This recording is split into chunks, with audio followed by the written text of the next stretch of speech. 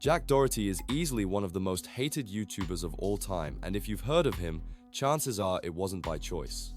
His content floods timelines and thumbnails like a virus, always chaotic, always controversial. For years, Jack has played YouTube's most shameless villain, a persona so unapologetically reckless that even his worst moments never seem to slow him down. But while it once seemed like he was immune to consequences, 2025 would mark a turning point. His views are dropping, his platforms are collapsing, and his entire empire built on shock value, manipulation, and exploitation is finally starting to fall apart. What makes his downfall so oddly satisfying is that it was entirely self-inflicted. Every lie, every fake arrest, every inappropriate marketing ploy, it all adds up. And as the curtain begins to fall on Jack's chaotic reign, we're finally seeing just how rotten the foundation of his empire really was. But Jack's story didn't start as the villain.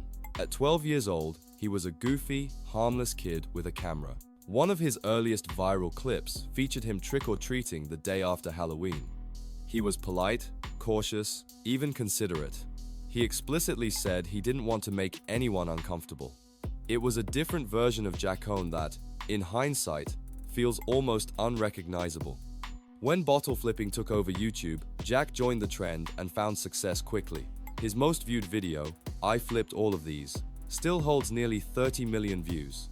Within 6 months, his subscriber count went from 1,000 to over 100,000.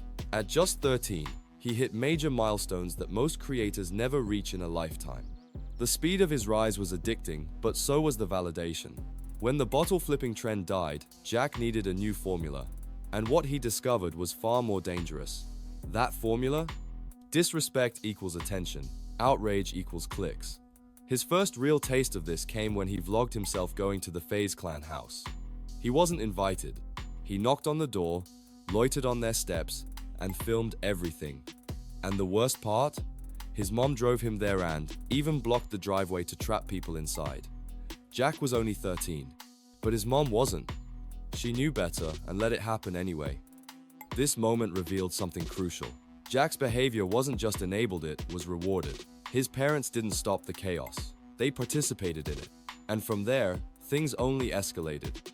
Jack began calling fast food chains and Walmarts, asking bizarre questions about building toilet paper forts. These prank calls did well, but Jack wanted more. So he took the chaos offline, storming into Walmart, blasting music on the intercom, filming floor is lava challenges in the aisles. He even made a video called "Trying to Get Kicked Out of Walmart," with his dad physically present during the stunt. After being kicked out, he calls his dad, who congratulates him. Not only did his parents approve, they were proud. This is when Jack truly locked into his identity. Being an instigator wasn't an accident, it was a business strategy. And it worked. Every viral moment reinforced the message. The more obnoxious he was, the more popular he became. Even when he tried wholesome content like Fortnite videos or fan mail, views tanked. His audience wasn't there for relatability. They wanted recklessness. So Jack leaned in. As his subscriber count soared into the millions, Jack raised the stakes. Instead of bothering Walmart workers, he started pranking celebrities. In one video, he donated hundreds of dollars to Ninja, demanding the streamer call him Dad. Ninja, aware Jack was only 14, refused and eventually blocked him. But Jack wasn't fazed. He posted a video claiming Ninja was ungrateful and painted himself as the victim, showing only selective parts of their conversation.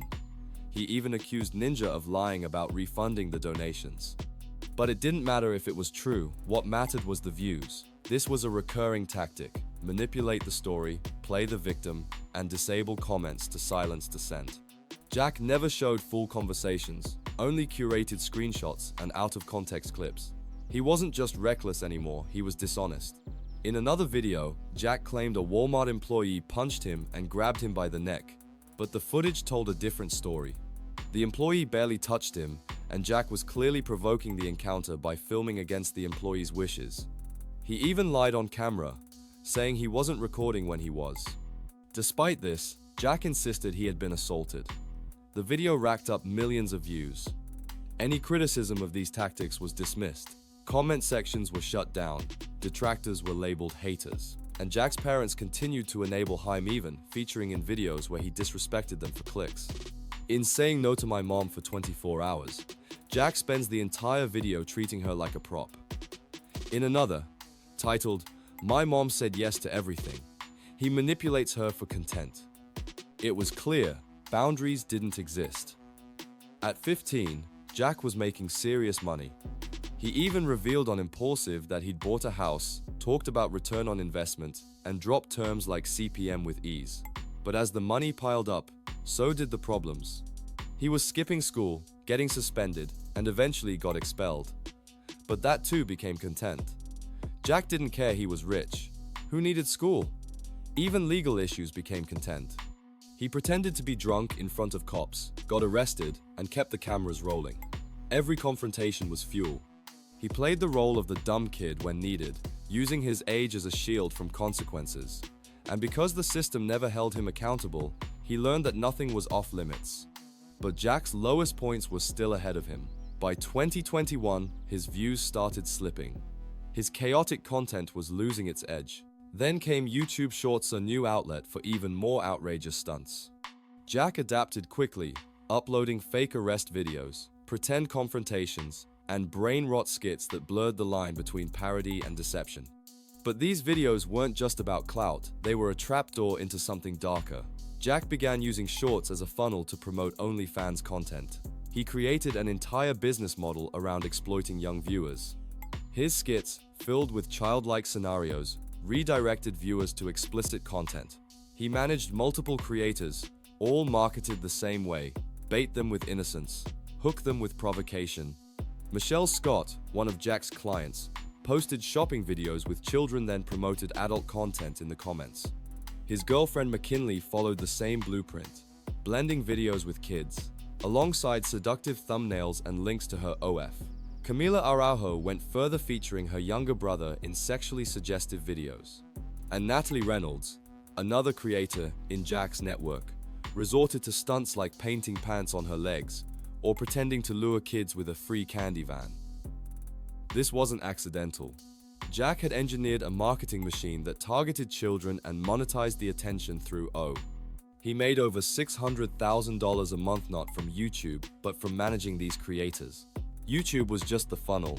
He even included his parents in videos that indirectly promoted this system. At this point, Jack wasn't a creator, he was a ringleader. But the collapse started when the people closest to him finally spoke up. The Island Boys' former collaborators released a video titled, "Jack Doherty Must Be Stopped," joined by Jack's former editor, Matt. They exposed his Adderall abuse, his manipulation, his obsession with control. They said no one in Jack's house even liked him, but stayed for the money. They accused him of creating a toxic empire where friendship was transactional and trust didn't exist. Then came the allegations. Natalie Reynolds accused Jack of grooming, saying he waited for a girl to turn 18, got her drunk, and signed her to a predatory contract. Other creators claimed Jack retaliated when they tried to leave, using his influence to get their accounts banned. Jack didn't deny it, he doubled down. He said they were jealous, clout chasers, haters, the same narrative he'd always used, but the public wasn't buying it anymore. In one of his final stunts, Jack crashed his McLaren on stream. His cameraman was bleeding. Jack didn't stop filming. He edited the footage, posted it online, and used the crash as clickbait. That wasn't redemption, that was who Jack had always been. Kick eventually banned him, and with that, Jack lost his final platform. The downfall of Jack Doherty wasn't sudden. It was a slow-motion collapse of a creator who had spent his entire career sprinting toward the edge. And now, with no one left to exploit, no story left to twist, and no platform left to scream from, Jack is finally facing something he's never been able to manipulate: talents. Because hate can get you attention, but it can't buy you longevity, and it certainly won't save you when the spotlight turns off.